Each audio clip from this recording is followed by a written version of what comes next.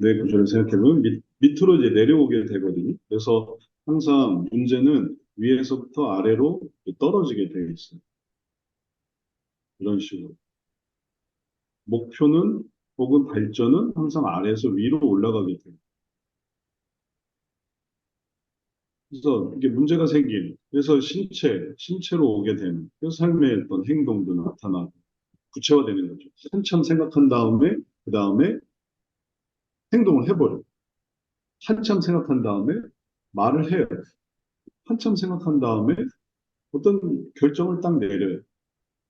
그러니까 생각은 여기 위에서 다 이루어지는 건데, 마지막에 이제 이게 표현된다. 그럼 이제 밑으로 내려오는 거죠. 머릿속에서 가끔 골몰하겠다가, 그다음에 이제 몸이 움직이기 시작하는. 그래서 이게 이제 문제라. 몸이 움직이.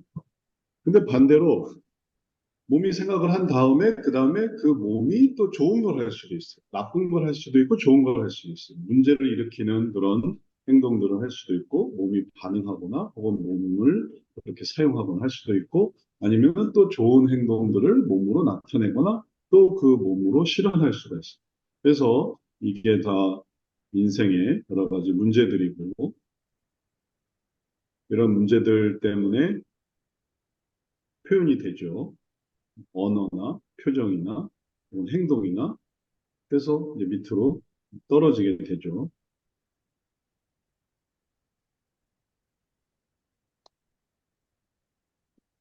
이렇게 떨어지게 될 때,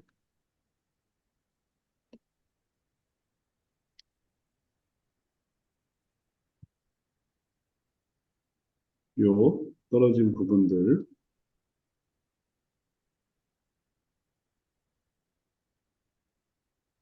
위치를 다르게 해볼게요.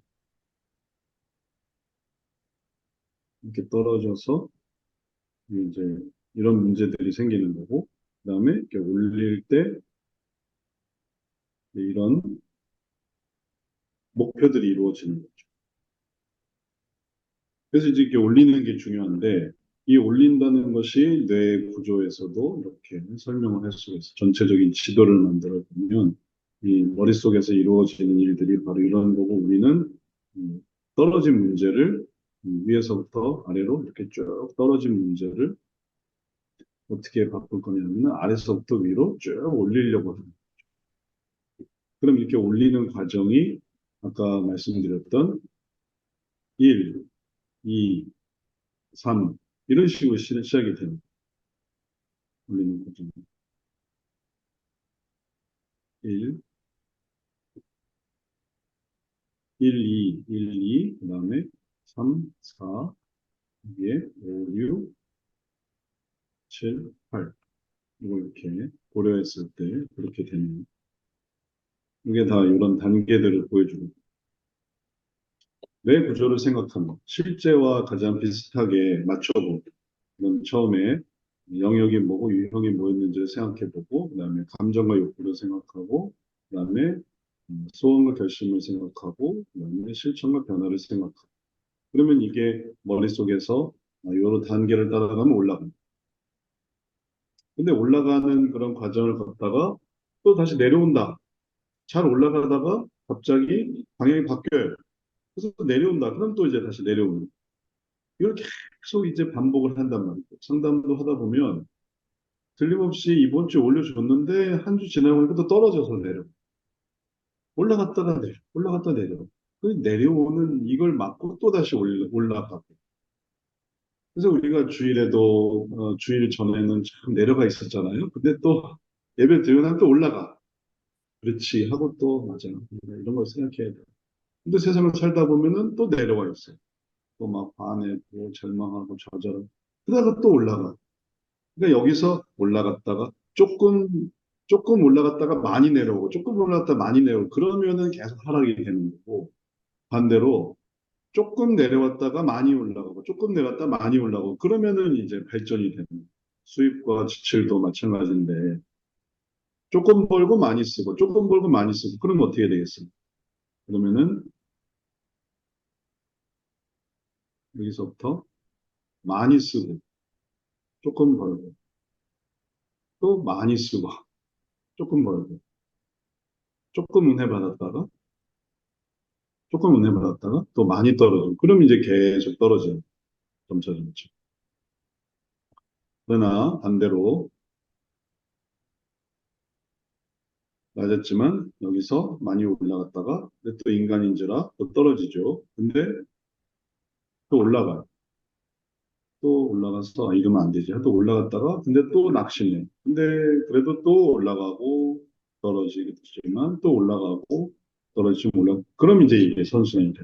그래서 이렇게 하는 과정이 이제 우리가 하는 일이고, 요거는 좀 더 실제화된 모습이고, 이런 실제의 1, 2, 3, 4, 5, 6, 7, 8 이 단계가 형성이 되는데 그 단계가 어디서 왔냐면은 이 마음을 이렇게 변화시키려고 하는 이 원리 속에서 생기는. 그러니 이거는 좀 이제 뇌의 구조를 고려한 그러한 배치고 아래에서 위로 이제 배치가 되는. 그다음에 이거는 원리 자체가 어떻게 이제 순환되는가를 보여주는 그런 거죠. 그러니까 이걸 가지고 이해를 하고 그다음에 이제 여기서 적용을 해놔. 실제는 이렇게 되는구나. 그래서 이제 이걸 이렇게 해나가요. 그러면 변화의 단계거든요.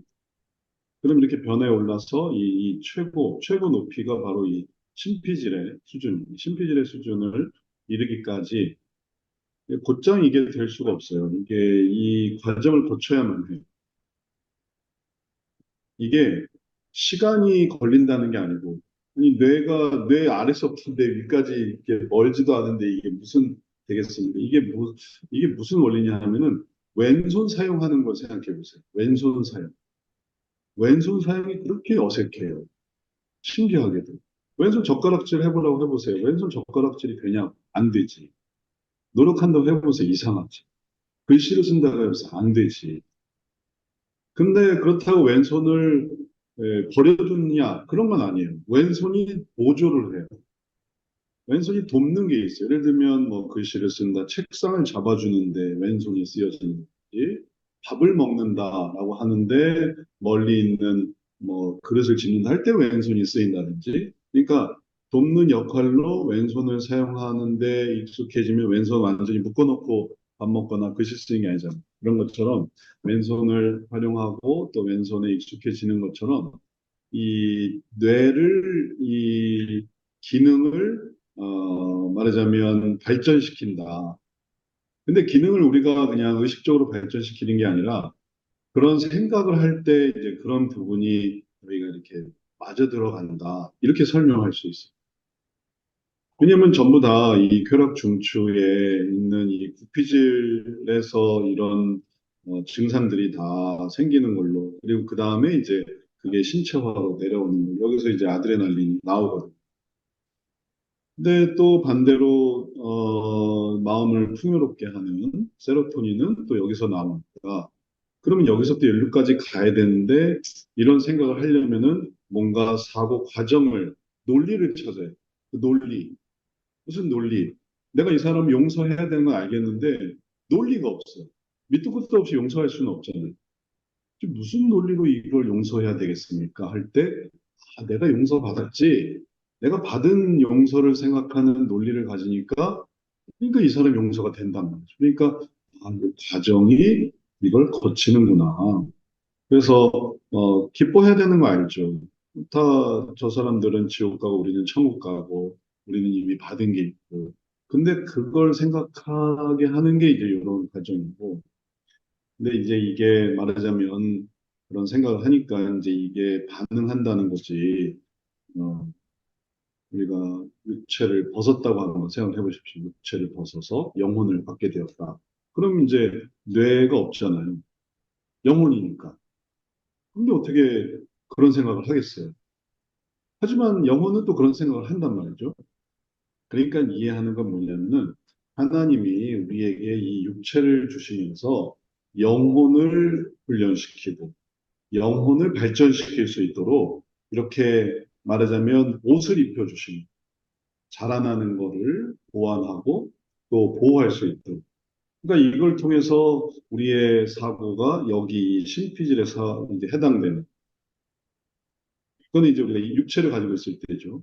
이 상황과 이런 어떤 죄 문제, 고통과 마음 속에서 성경을 받아들이고 모범 되신 주님을 보고 성령의 역사를 따라서 하나님이 이루시는 새로운 생활을 하게끔 이렇게 되면은 이게 영혼이 소성하게 되는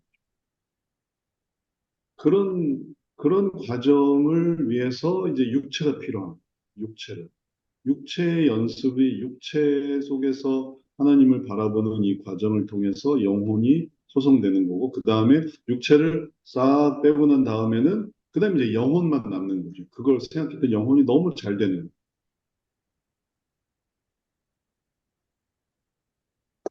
그러니 사도 바울도 내가 이 육체를 벗어나서 하나님과 함께 하고 싶지만, 그러나 육체에 거하는 것이 지금은 좋으니까 내가 이거를 또 감당한다.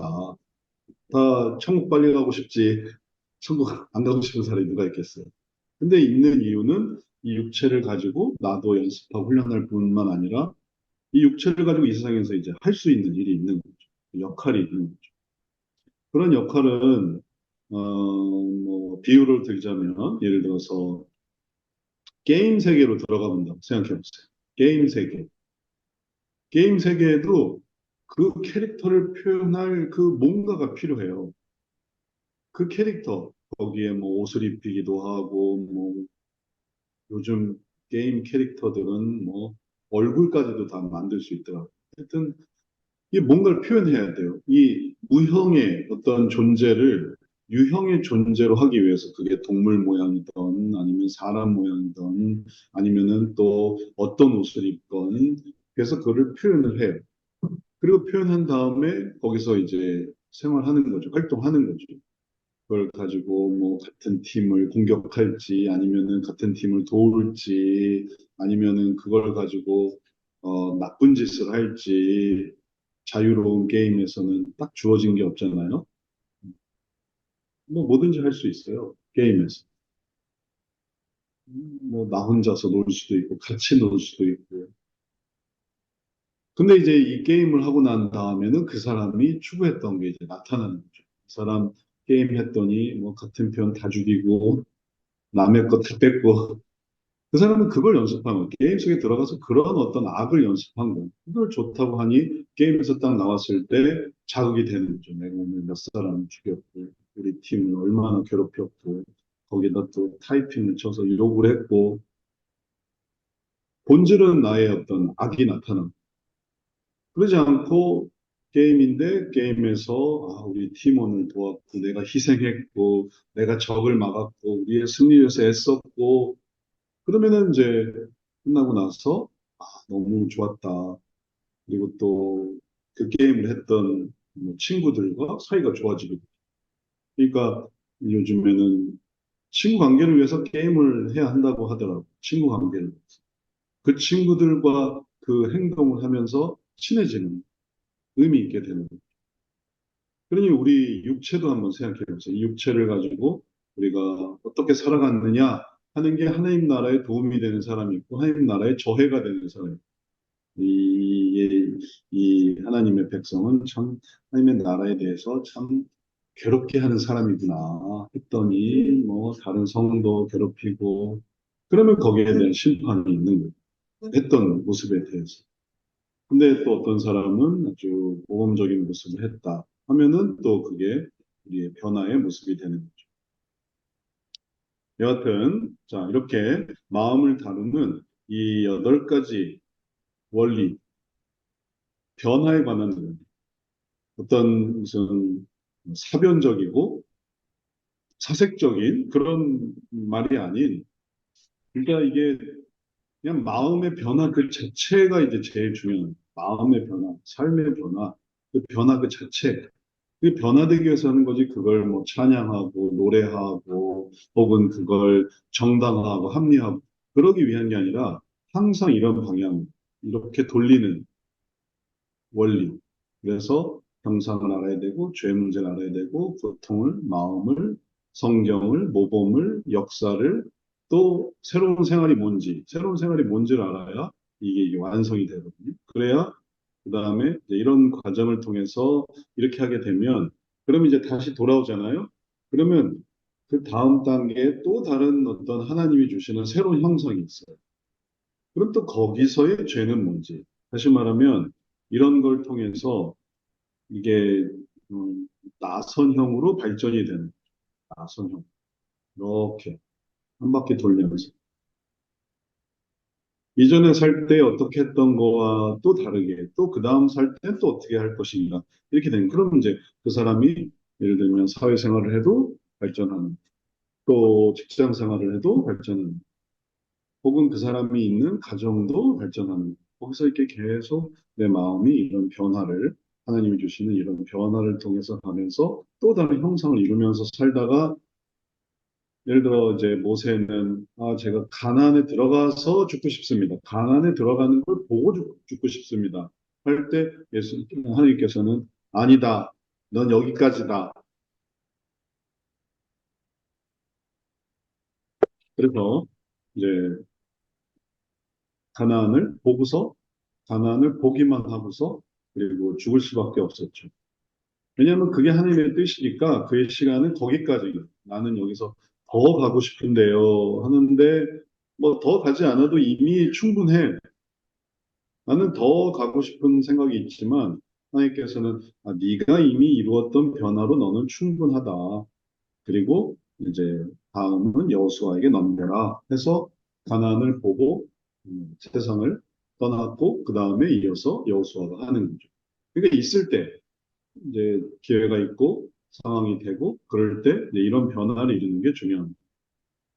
안 좋은 거는 이런 변화를 이제 변질시키는 변화되는 게 아니라 변질되는 그럼 이걸 이제 거꾸로 돌린다고 생각을 해보세요. 거꾸로 돌린다.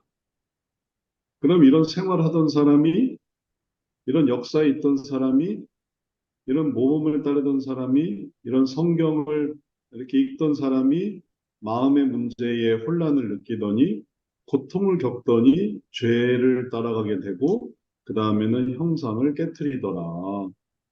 그게 이제 영락 없는 아담부터 시작됐던 거고, 아담이 가장 이제 완벽한 수준에서 뚝뚝뚝 떨어져서 선악과에 따라서 하나님의 형상을 깨뜨리는 그런 삶을 살아가게 된 거죠. 그리고 그 이후로 또 많은 사람들이 인간으로서 그런 역행하는 수준을 갖게 된 거죠.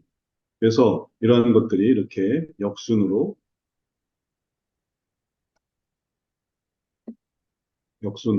해서 이렇게 내려가는 거죠. 떨어질 때는 또 이게 추락하는 게 날개가 없어요. 뚝뚝뚝뚝뚝뚝 떨어져서 바닥으로 치게 되면은 이게 악순환이 됩니다. 왜 뭐 아주 유명한 목사님들이 참 현직에 있을 때는 그렇게 아주 신령하게 잘 하시다가 왜 뭐 은퇴할 때쯤 혹은 또 아주 중요한 시기에 왜 그런 선택을 하실까? 그러면 안타깝죠. 거기서 뭐 내연의 관계를 갖는다든지 횡령을 한다든지 아니면 또 뭔가 축제를 한다든지 배임을 한다든지 책임자로서 그러면 이제 악순환되는 그런 것들을 사람이 다 그렇게 될 수 있기 때문에 그걸 다시 돌리기 위해서 우리는 선순환을 그래서 이 여덟 가지 원리라는 의미가 뭔지를 잘 이해하셔야겠어요. 이거를 그냥